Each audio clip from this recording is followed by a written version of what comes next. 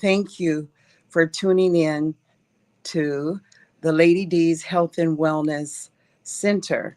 And we are just so happy to have three outstanding guests with us today. One, we're just so appreciative that she has joined our presentation on today and hopefully will become part of our team. And so I just wanted to refresh your memory. This is part two of oral health and how important it is for us to take care of our and totally complete body from head to toe. And I'd like to just to introduce them to you. We have Dr. Lysandra Hill, who is from the Dallas Fort Worth, Texas area. We also have Dr. Harold Nii-Aponsah, and we are just so grateful, as well as Dr. Carletta Carter, who will be joining us shortly. And we hope that you'll enjoy this, but we want to make special emphasis that just how much oral health is. And at this time, I'd like to turn the floor over to Dr. Hill. Dr. Hill, it's yours. Thank you so much, Dr. Dobbs. I appreciate your special invitation to join your webinar this morning, and I am excited about this collaboration that we have here. So much meeting your platform. Hey guys, my name is Lysandra Hill. I'm a retired dentist. I'm here in the Dallas-Fort Worth area, and I practiced in Jackson, Mississippi. That was my home. And I practiced there for quite a few years, but since I retired my practice, I've still been involved in the communities, mainly focused on helping the communities to improve financially. And so I've been advising working with a lot of business owners specifically, but also individuals as well, learning how to improve their lives financially. And today, my topic, I want to share something I've been doing now for over 2.5 years now, helping people when it comes to accessing healthcare. Of course, dental care is a big part of that as well. But in the world of healthcare, a lot of times people don't have access. That could be a major reason why persons are failing when it comes to their health. Health and wellness, and also when it comes to even their oral health. But if I can, we'll just start the slides here, and I just want to talk about healthcare and dental coverage. Getting access to this. Sometimes right now it's pretty pricey. A lot of people have been outpriced when it comes to getting access to the care that they need health-wise. And so I want to, on the next slide, I want to just talk about the health sharing with impact. This is a platform that I'm focused on as far as educating people. We are making an impact across this nation. Health sharing is a nonprofit alternative to health care, health insurance, and it is helping people. It started in churches. It was religious based. It has been for years, for over 40 plus years, been religious based, but now the government has allowed health sharing to cross the religious barrier, allowing people, regardless of their religious affiliation, to get access to the health care and the dental care that they need. And so if we can go to the next slide, please. The truths about health care. There's a tipping point. The average individual in America has paid $780 per month, and the average family paying $2,000 per month with the marketplace and healthcare insurance. That was a statistic in 2022. These numbers have increased. As a matter of fact, some people are just doing without, and that's not good. In 2019, 59% of bankruptcies were due to medical debt. People going into debt, but they were supposedly having health care, health insurance. But that wasn't the case. So if we could go to the next slide here. So I want to talk about, in our next slide here, the truths about healthcare. 80% of the country right now is trying to lower their healthcare costs. And a large percentage is also trying to get access to healthcare. But most people are overpaying for their healthcare costs every month. And over 100 million Americans are in some form of healthcare debt. I mean, when you don't have access to health care, well, you tend to just go to the emergency room and they can't turn you away. And most cases they can't. But your debt just increases. So if we could go to the next slide. With Impact Health Sharing, we're offering an alternative, providing comprehensive medical care. Comprehensive means anything medically necessary, you can have that covered. You can choose your own doctor. Now, that is powerful, being able to go to the doctor of your choice, not some doctor that's on the list. So you can actually get access to the best doctors to get the best of care. Telemedicine is a big part of our program because having access to a doctor by phone means that you don't have to make a financial decision before seeking medical care. You can get access to a physician any time of the day, any day of the year at no cost with our program. And then prescription pricing are at wholesale, so you can keep your costs down there as well. That's pretty powerful. A lot of medications are very expensive, but if we can help you to get it at wholesale pricing, that's a huge savings there. And starting at about $73 for an individual to $378 for a family. It's just based on your date of birth. We don't care what your income is. We don't care what your health history is. We don't care what your occupation is, nor your zip code. We just need a date of birth. Deductibles are pretty low for families. And then it's also secondary to Medicare. So if you have Medicare, it's secondary to that for families. And starting at $96 for a 65-year-old. That's per month. And then it's privatized. The reason we can keep our costs low is because it's non-profit. It's non-profit. And then we also offer dental and vision, care. So, and that's going to lead to our next topic here when we talk about oral health. But our next slide, please. One big thing that we do for our members is something called reference-based pricing. I don't know if you know this or not, but most medical bills, they're overpriced. And that markup on a medical bill is pure profit to an insurance company. As a nonprofit, we are able to eliminate that profit. This is an example of somebody's bill in Colorado, 5751. Because we are a nonprofit, we were able to remove 5100 from that bill. And that was pure profit to an insurance company that is for profit, by the way. And so we were able to reduce this bill to 620, and it was paid for by our program. So I don't know, guys, we're excited about what we're offering to communities all across the US of A here. Persons that don't have socials, they also have access to our program because if they're legal, all they need is an I-10 number and a photo ID from Mexico, Guatemala, Canada, or the US of A. I'm excited about what we're doing to help mass America understand that they have options when it comes to healthcare. Getting access to the care that they need in a more cost-efficient way, helping doctors to get paid in less than 30 days. We are providing medical freedom. We want people to know that you can have a say-so in your health. You don't have to be dictated to by the insurance companies and by persons who really don't care about your health. We're about naturopathic medicine. Holistic practitioners are embracing what we're doing because there are natural ways to take care of your health, including your oral health. And so I think this is my last slide, but what I want to encourage you to do is, start thinking for yourselves when it comes to your health care. Start learning more, and that's the purpose of this webinar, to educate you on what you can do, especially today, about your oral health. And I want to bring to the screen our next presenter here. His name is Dr. Harold Nii-Aponsah. And he's going to share with you today how you can improve your oral health. And if you have any questions about what I've talked about today, you can reach me at this number, 469-288-6064. Text me or call. I think my other information is presented to you as well. But I've had a pleasure in sharing this information with you.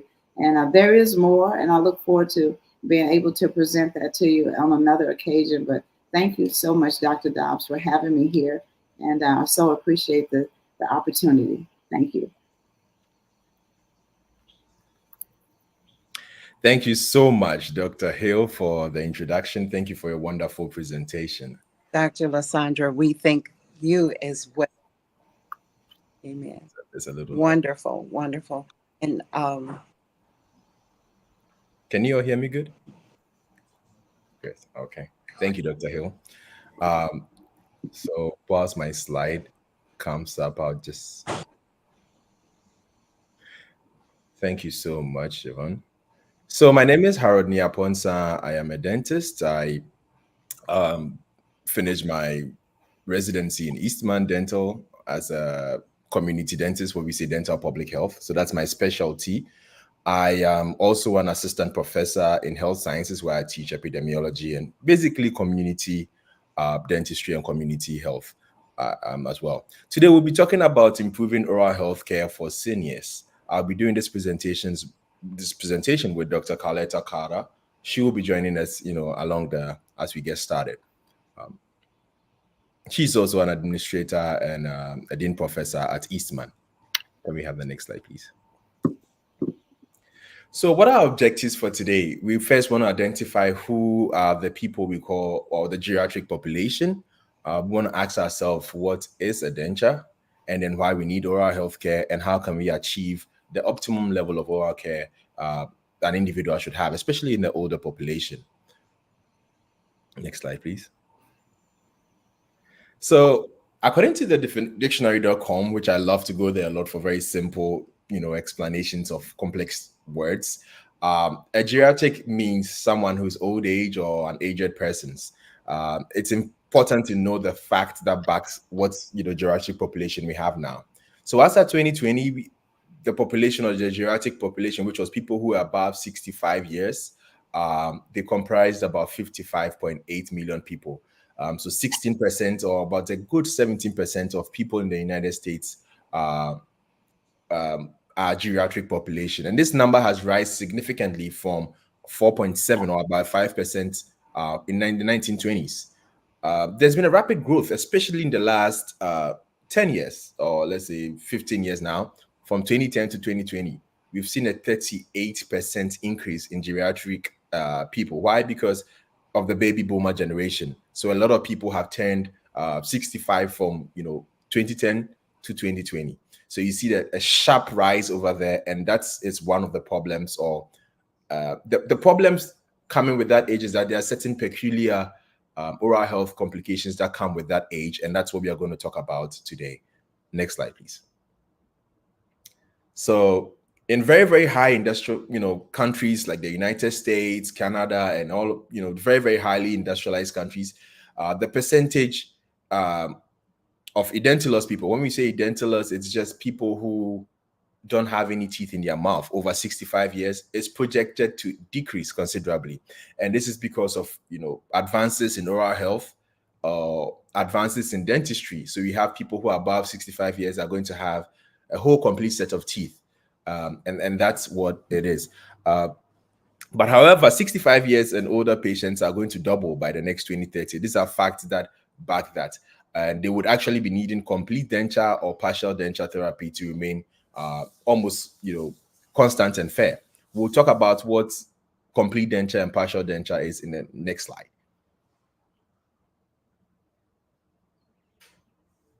So one will ask, a denture. Sometimes I treat patients, or sometime last week I was talking to a patient and I said, we are going to have to need dentures for this. And I realized for the whole 10 minutes I was talking, they didn't know what I was talking about. So they called them partials, and I was talking about dentures, but it's actually the same. She was used to what it's called partials, and it's actually a partial and complete denture. Now, a denture is a removable replacement for missing teeth and adjacent tissue. So it's just a replacement of your teeth that you have. That you've lost a tooth, you want to replace it. We use a removable equipment, which is a denture. Now, it's usually made of an acrylic resin base, and sometimes it's in combination with various metals. Now, an acrylic is just, as you see it, like, they have for the nails and the acrylic they use, that's the same material they use for the dentures. So if you look at the right on the complete denture, you have the whole thing is made of acrylic. But when you look at the left, the partial, you have the metal fused with acrylic. And they use that in various instances. If you have enough tissues, you don't have enough, you have a soft gum, things like that determine whether we should use the metal or we should just go pure acrylic for you and stuff. So a complete denture covers everything in your mouth. It takes, you have no teeth at all. You need to replace everything. We call that a complete denture.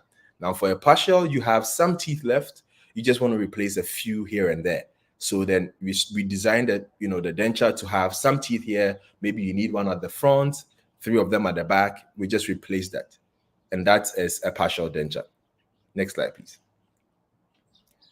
Now, one of the most simplest and effective ways to protect the health is using the dentures or oral health care. And that's the most neglected part of oral health care. It's important to know that if you don't, as an older or a geriatric patient, if you don't take care of your basic oral health care, you can result in 1 tooth decay, gum disease, and loss of teeth, which we'll be talking about. So basically, I would say it's a sequel. You start with the tooth decay. Usually that's how it starts. Alternatively, you can have gum disease without a tooth decay too as well. But both of them will lead to the loss of teeth, and that's what takes us to the edentulous state, or not having the teeth at all. And it's important that this affects us considerably. It affects the way we eat, and most often the number leads to malnutrition, and you have an overall decline of health. So that's the connection from oral health to your whole health. It affects the way you chew, so you don't want to chew on that side. It affects what you can eat. You want to just take soft foods, and that often leads you to not having the right nutrients you need. And then the next thing you see is you start having it start taking a toll on your overall health. You now start complaining about you not having enough proteins or stuff because you're not chewing properly. You want to move to the next slide. So what are some of the oral health concerns in the elderly? Like we spoke about, we have, very peculiar to the elderly population, we have tooth loss, we have denture-related conditions. We mentioned what a denture was. So sometimes you could have the denture being there, but there's so much dirt related to the denture. If the denture is not fitting properly, you can see that you might have some issues like, if there's bad hygiene of the denture, you can have issues like the gums are receding. You have bigger problems by putting on the denture. So that's one of the things that, it bothers the elderly a lot. We can have coronal and root caries, which is the same as cavities. Now, coronal and root cavities is just, they look like big word, but coronal is just the crown part, the white part you see. You can have cavities on the white part, and you can have cavities beneath the white part. So this is coronal cavity or coronal caries, and then root caries. Now, periodontal disease is just gum disease. You have gum disease. We always say that the way you can best describe the periodontal or periodontium is anything in your mouth that doesn't look white. That's the periodontium, with the exception of the tongue. But so every other red thing you see in there, it's kind of the periodontium. So you can have disease in the gums, and that's one of the peculiar problems they have. You have xerostomia, which is a big word. It's just dry mouth, which is very peculiar in elderly population. Why? Because they have several, we'll be talking about that, but they take several combination of medications, and some of the side effects of the medications can lead to this dry mouth. Cancer, which is oral health cancers and pre-cancer. I was working on a research quite recently, and it shows that a lot of diagnosis of oral health cancer or oral cancers is basically for people above 65 years. So they are very prone to having cancer if you just cross that age. The next slide, please. So we start with the dental caries and what we call cavities. So according to the WHO, they gave that description. It's an infectious communicable disease which results in the destruction of tooth structure by acid-forming bacteria found in dental plaque in the presence of sugar. So there are some factors that need to be there before you can see cavities happen. It's, first of all, cavities are infectious. They are communicable. They are transferred from one person to the other, in case you didn't know. And then that results in the destruction of your tooth structure by acid-forming bacteria. So there need to be a bacteria, there need to be tooth, there need to be, bacteria will form plaque, and there need to be sugar. So it's a three, we'll be talking about that. So there should be sugar, there should be the bacteria, and then there should be a tooth. And that's how this is the three perfect balance to give you a cavity. So there has also been distribution and change of the patterns in the population because of the prevalence of caries has changed. It used to be children used to have that a lot, but you realize that it's seen often now in adults and even older generations. So the patterns has changed in the last few years. Next slide, please. So diet plays a very important factor. That's the sugar I was talking about. So sugar exposure leads to caries development, and it's really a play of how much sugar you take and how frequent sugar you take. Now, when I say sugar, I'm using sugar loosely around. It's not necessarily pure sugar that you use for your tea. It's just any carbohydrates that you have is what we call sugar in the world, because one of the only language the body understands is sugar. So whatever you take, it has to convert it to sugar glucose before it can absorb in it. So that's what we call sugar in this sense. But basically, the frequency and then the amount of sugar intake kind of plays a role in whether you get cavities or not. Now, like I did mention with the case diagram, you have the tooth has to be there, the microorganism, which is the bacteria, and then the substrate, which is the sugar, has to be there. Now, somewhere in between all the intersection of this Venn diagram is where you can find cavities happening. Next slide, please. So what causes tooth decay? It starts by bacteria, which are normally present in the mouth. They cause the tooth decay. So they convert all foods, especially sugar and starch, into acids. And then the acid, the food debris, and then the saliva come together to form a sticky substance called plaque. Now, plaque is so sticky, it adheres to your teeth. That is why we brush, to just get rid of the biofilm, the plaque that you have, just to kind of break that film that is being formed. Now, if you don't do anything about the plaque builds up, and usually within about 20 minutes after eating, it just moves, and then grows into something else. So the plaque location are very endemic they are very popular in places like the back teeth that you have, all the teeth above the gum line. That's where you see most of the plaque. Plaque is a thin film that starts when biofilm moves into a plaque, and that starts all the problems you have. Now, if the plaque is not removed from the teeth, it mineralizes into a tartar, and the plaque and the tartar irritates your gums, and that results into gingivitis and then periodontitis. Now, from the other presentation we had, we spoke about gingivitis being the inflammation of the gums, and then periodontitis being inflammation of the gums plus losing the bone in your jaws. So plaque then moves into tartar, which is like a thicker version of that, and that irritates your gums, leading to that other problems as well. Next slide, please. So this slide shows graphical representation of what tooth decay in geriatric or root caries looks like. So older adults, seem to have an increase in tooth decay due to the dry mouth I mentioned. And it's really as a result of several other medication you take. So the older you get, the more you cross the 65 mark, you are prone to some disease. It's just like the best description I say, it's like a car that has been started and you leave the car running for all day. At some point, the gas is going to, come down. You start having wear and tear. So as God designed as human beings that as you reach some point, you're going to have, your heart has been pumping for 65 years. You're going to start having issues unless you take care of yourself. But naturally, at that age, you start having, some diseases, some complications and all of that. And then in trying to cure that or trying to treat that with medications, you tend to create another problem in the mouth, which is a dry mouth. So some hypertensive drugs, when you take them, they have dry mouth or reduced saliva flow. And when there's reduced saliva flow, it's a grounds for dental caries to begin.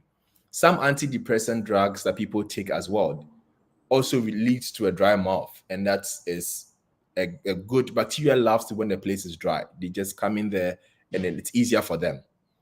Now, older adults, as time goes on, they have exposed root surfaces. So the teeth is there, and if you look at these slides, you see that you can see the roots of the teeth. or the gum recession they have. And that is a field where bacteria will play on to kind of get into that. There are ways we can solve problems like that in clinically, but some of them are beyond compromised that you can't do anything about. So currently I do work in the urgent care center, and what we do, like I mentioned the other time, is extractions and surgeries like this. And sometimes they are savable. Sometimes you look in the mouth and there's not much you can do. That's why prevention is key, especially as someone who's coming from a preventive background. I always say that we don't have to take this out, because taking a tooth out, we can replace that. As you can use dentures, you can use implants, but you can get your teeth back. Once it's out, it's out. So I try to encourage people to try and take care of it before we get to this final stages.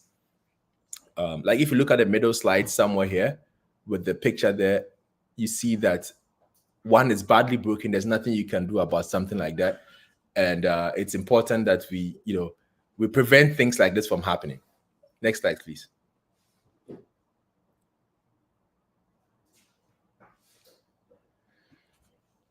So we want to talk about the consideration for root caries. Older people are caries active group. That means they're experiencing new disease at a rate which is great as that of adolescents. So as old as you get, you start having some of these new diseases that, like we mentioned about, like a carb, which is dead for a long time. You start having all of that. So that makes you more prone to root caries as you are. The risk factor common to all the studies was wearing a partial denture. So when you have one or two teeth taken out and you've replaced them, as time goes on, you realize that you need a denture, you need something to replace it. Now, as you put, it's like, I want a good example. It's like putting a, basically when you put a denture there for a while and you use it for several times, you realize that you start having, it start bothering the teeth before and after. You start rocking things around because you are using something artificial in there. And wearing dentures tend to cause some of these problems as well, and tend to strip your gum a little bit. So then your gums or your roots get exposed as a result. So it's important that we be considerate of how root caries can happen, especially if you wear partial dentures. So it's a solution, yet it causes a problem as well. Next slide, please. We already spoke about the tooth decay process, but it can begin on a biting surface between the teeth or the gum line.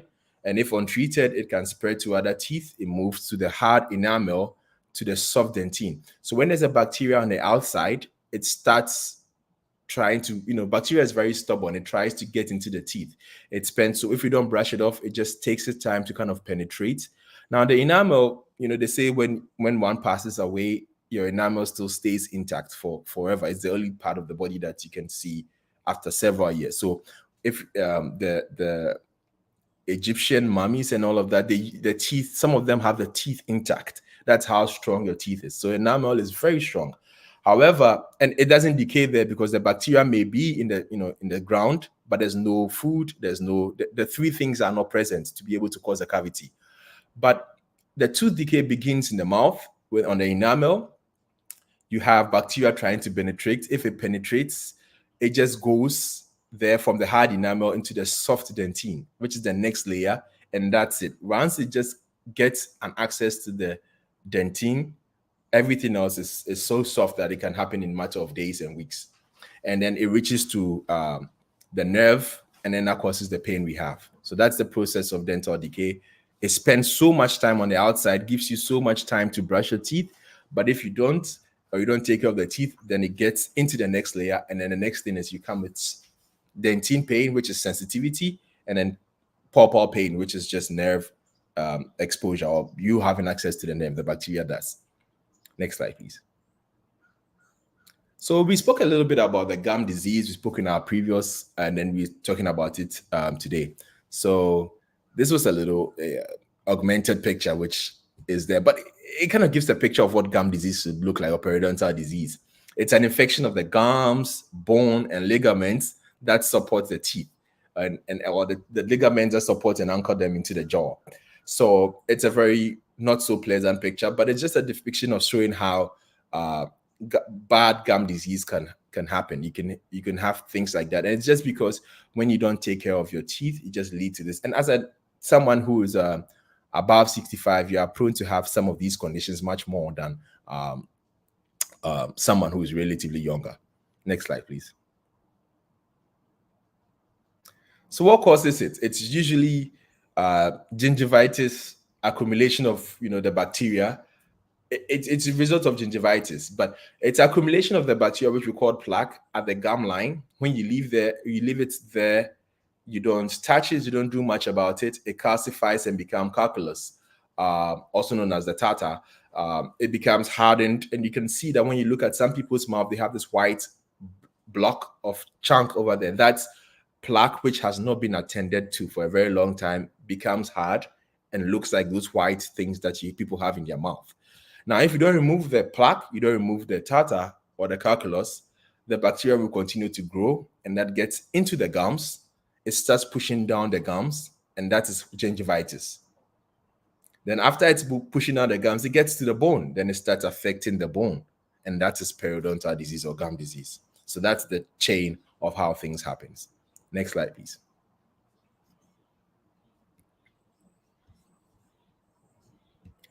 So this is just showing that what a normal gum looks like ideally. Gingivitis, which is just your gums that are inflamed as a result of the tartar that have been left over there.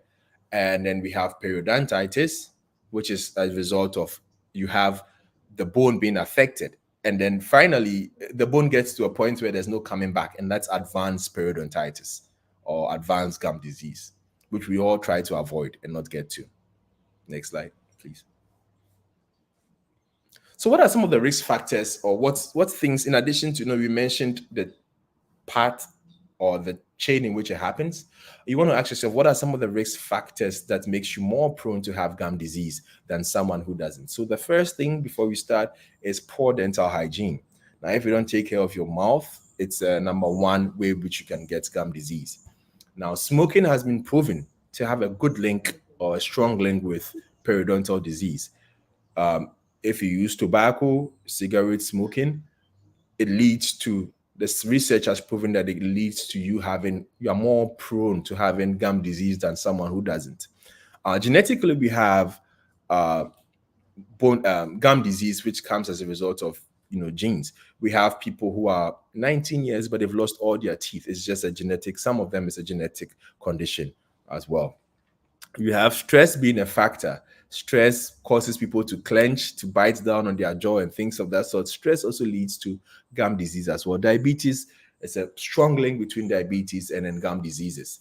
Like we mentioned, some drugs, the medications you take, help, they cause people's, they cause a dry mouth, and all of those things lead to some gum disease. Then hormonal changes.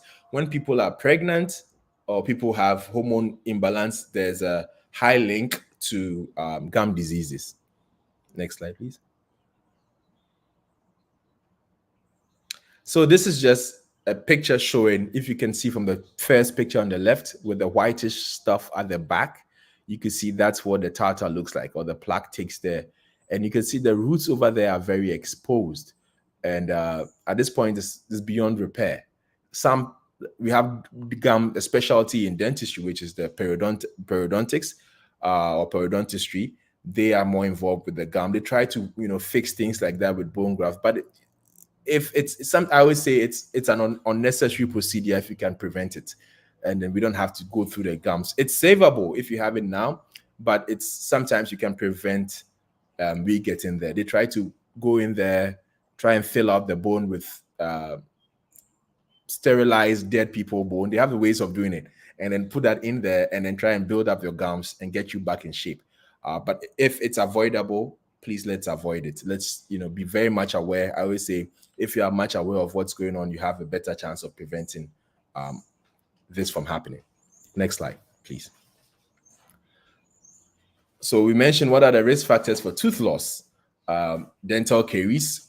You can have grossly carious tooth, and then that leads to you not having any teeth. We keep taking them out every day. In where I work, I see that every day. Someone came last week. It's a walk-in clinic. So you have someone who came last week for an extraction, or you take out teeth somewhere here, and then they are here the next week again for somewhere here, and they barely have 10 teeth left in their mouth.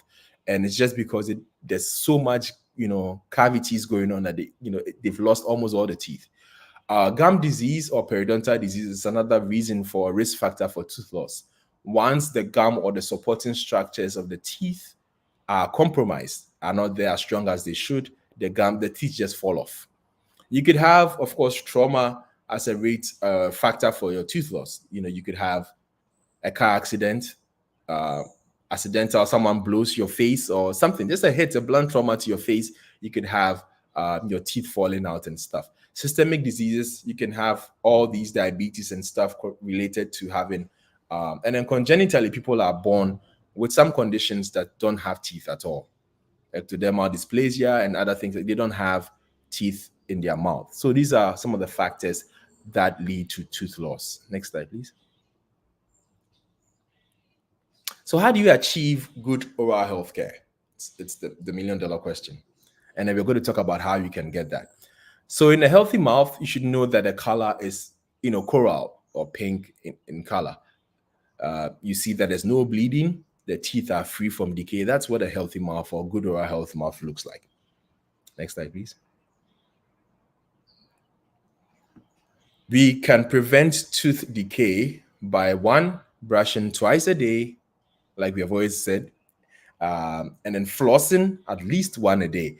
I will say that floss after every meal. I do floss after every meal, and I still don't have the best dentition. It's you finish eating, you just get food stuck in between your teeth. You just want to use the floss, hold it up in your hands, and just kind of get rid of the debris, because it's just once it sits there, it just starts the whole sequelae of the bad tooth, or sequelae of the problems you don't want to be getting. Next slide, please. So when you have dentures, or you have, this slide I did in consideration with nursing homes and older adults who find themselves there. But cleansing of your mouth by the nurse or whoever is in the nursing homes is part of the historical care of, giving of care for older adults. The more ill the patient is, or the more, handicapped the patient is, the more skill is needed in providing the dental hygiene. So it's important that the caregivers are able to learn the skills of giving good oral health care to their clients or older people. Next slide, please. So we talk about how you can take care of your mouth as a nurse or by a caregiver.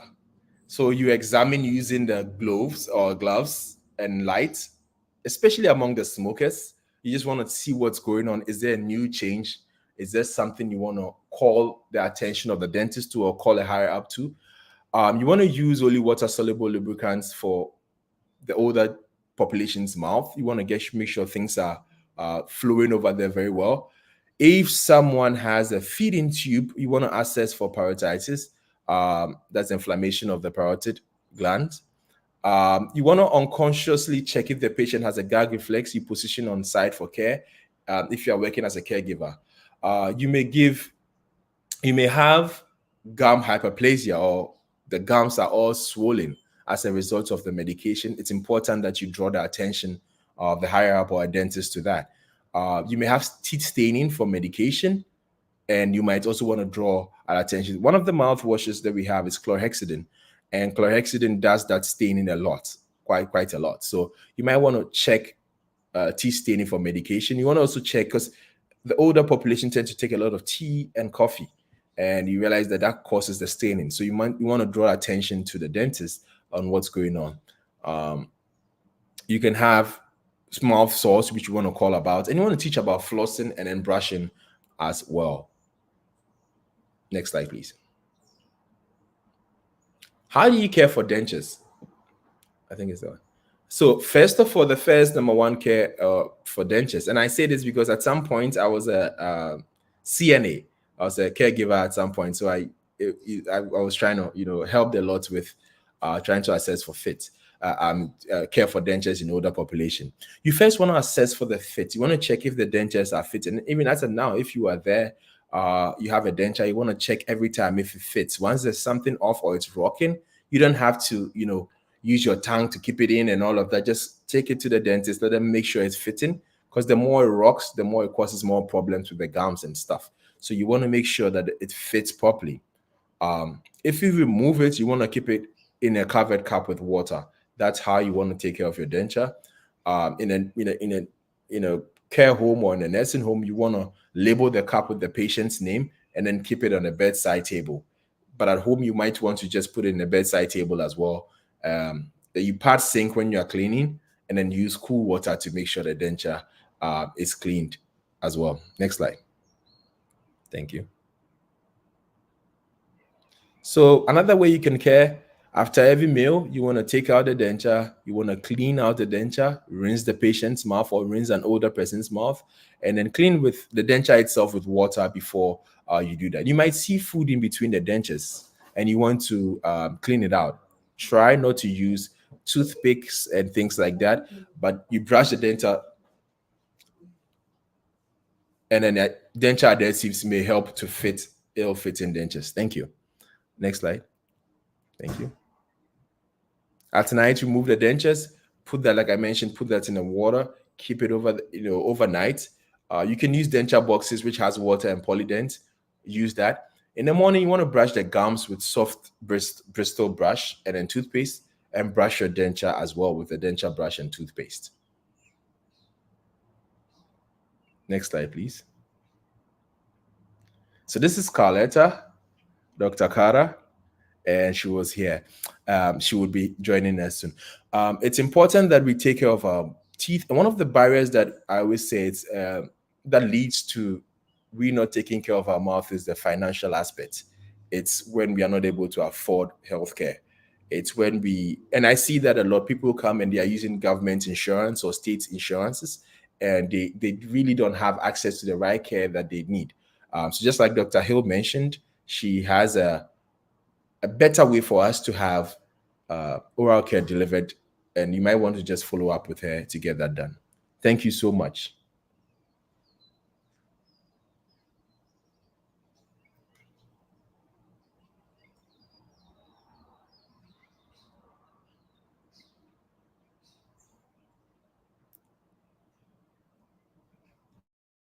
Hello.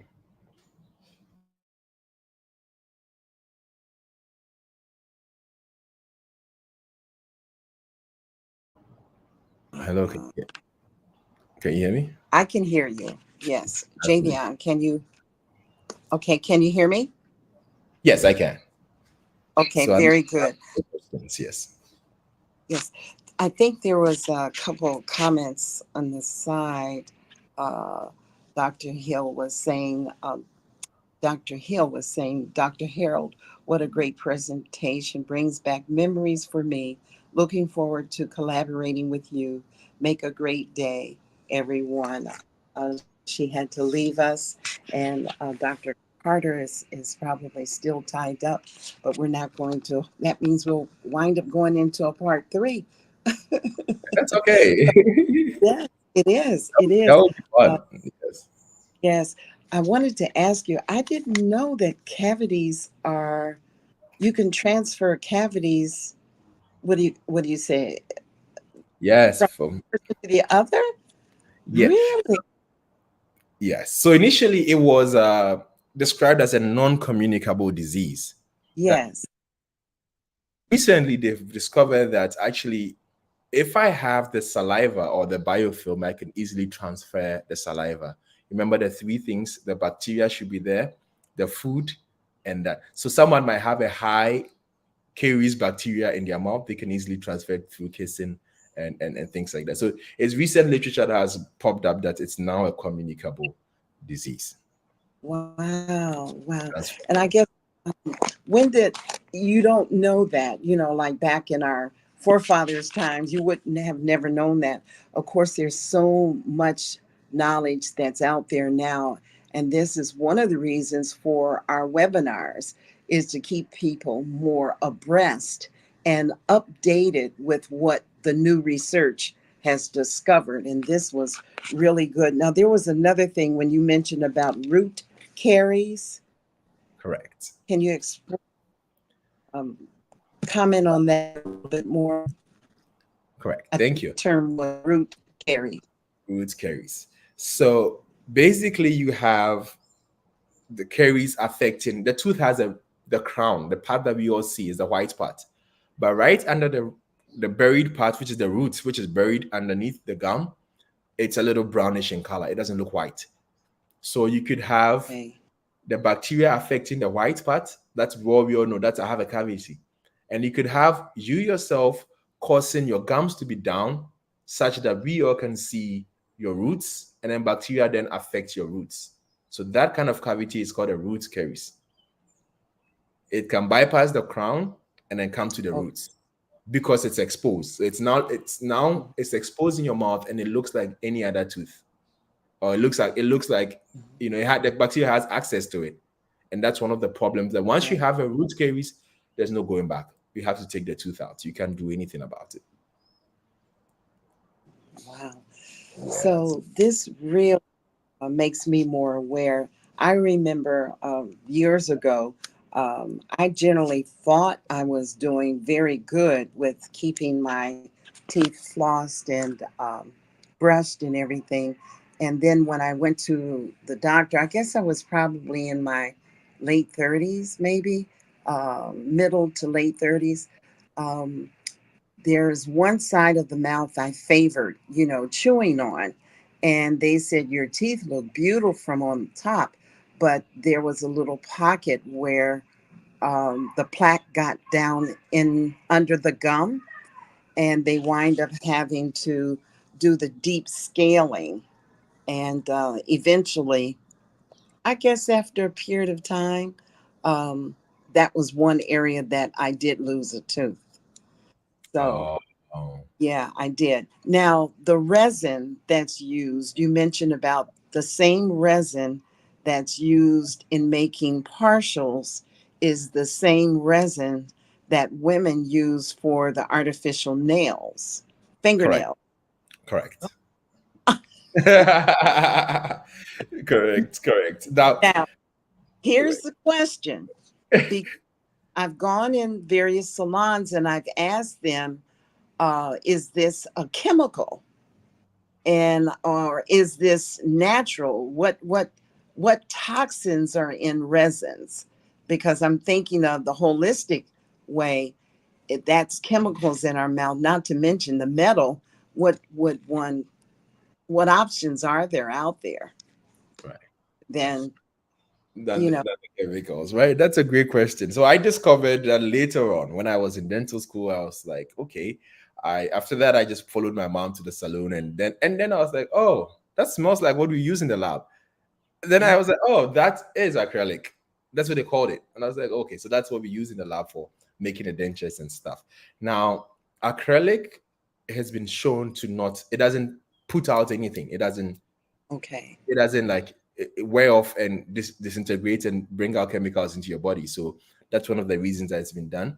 Um, you have composites, which is the filling that we use. It's also some type of acrylic or some type of material chemical that we use. So these chemicals do not react to the human body at all. So that's why it has been employed in dentistry. The metals they use in dentistry are kind of what we call innate metals or inert metals.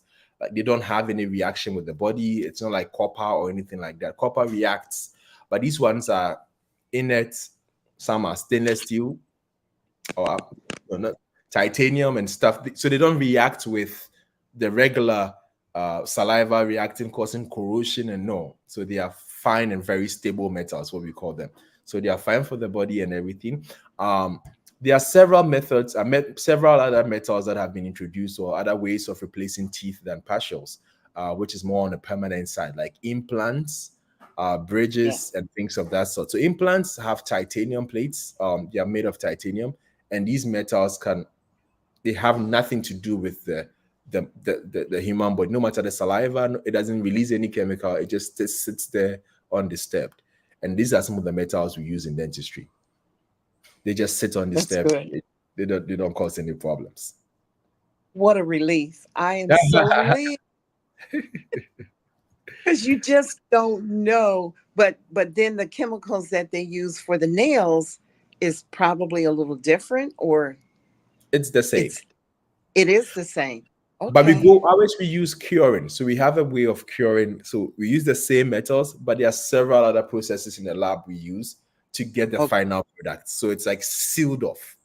What they I use in the got you. nails is just I just use it and that's it. It just Okay. it cures on itself. But they have Okay. other methods they use in the lab, in the dental lab, to kind of make sure it's all contained, it doesn't dissipate or taste even like acrylic. It doesn't taste, it has no taste and stuff. Yeah. Right. Well, I thank both you, Dr. Nii-Aponsah, and also Dr. Lysandra Hill, for both being on today. And we're going to let Dr. Carter know that she'll have to join us on the next session, because this has Absolutely. been very interesting. And I'm so glad that you volunteered for us to enlighten us on this, because I really feel we need to be more educated so we know the importance of oral health, because it will lead, because of the neglect, it will lead to other health issues. So I Correct. say thank you. Thank you. Thank It's you. been a And pleasure. it has been a pleasure as well. And I'm so glad we've had the connection. And to our listening audience, we thank you for joining us. And we're still working on some of the algorithms that really allow us to advertise more on Facebook. We ran into a glitch, and we're going to be resolving that shortly. But thank you to our YouTube audience, and those of you who were able to reach us through the Christ Redemption Tabernacle Church's Facebook page. All right, thank you again. Shortly. And again, I don't know if that is Carletta trying to come on or not, but I just say thank you. And we are going to end our session on today. Thank you, everybody, for joining and tuning in on Lady D's Health and Wellness Center. God bless. Thank you. Bless you. Thank Take you. care.